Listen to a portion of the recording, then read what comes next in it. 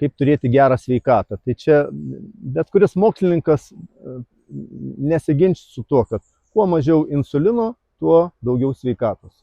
Kuo daugiau insulino, tuo mažiau sveikatos. Čia labai paprasta. Ir iš to patys gali daryti išvadas, ten, jeigu insulinas šokinėja kaip va tais kalneliais tokiais, tai jūs tai turit energijos, tai nebeturit tos energijos.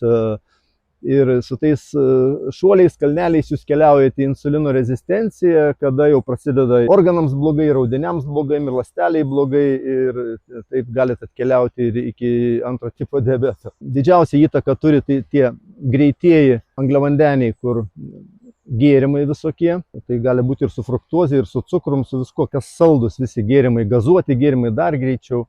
Tai labai šokdina aukštą insuliną. Grūdiniai, miltiniai, rafinuoti visi, sakykime, juodą ruginę duoną, rupę, tai vienas dalykas valgyti, o kitas dalykas jau baltą duoną, baltą batoną, kur išgryninta jau kaip, sakykime, rafinuota. Ar sausainiai, kokie nors pyragaičiai, šokdina aukštą insuliną. Bet dar, kas įdomiausia, ko turbūt žmonės nežino, kuo liesesnė varškė, tuo aukščiau šokdina insuliną. Išgirdot? Kuo liesesnė.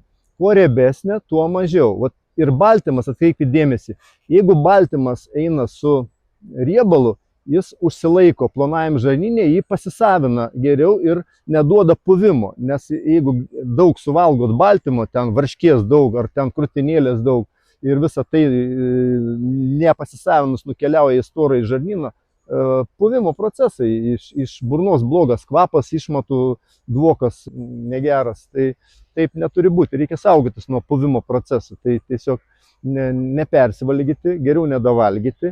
Vienas dalykas, kitas dalykas, jeigu mėsą valgot, riebesnį gabalą valgykit, kad ilgiau užsilaikyti, duotų tą insulino tolygų. Nebūtų šuolių, bet būtų insulinas tolygiai eitų ir jūs turėtumėt ilgalaikę energiją ir sotumą ilgalaikį. Nenorėtumėt užkandžiauti.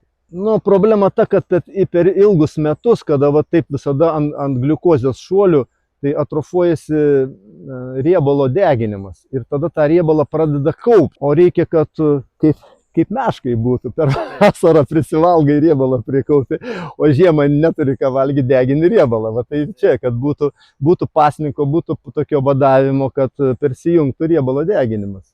O kadangi fruktozę dabar galim valgyti, vaisius galim, šaldytuvai, kai jau atsirado prieš kiek, 50 metų, ne, masiškai.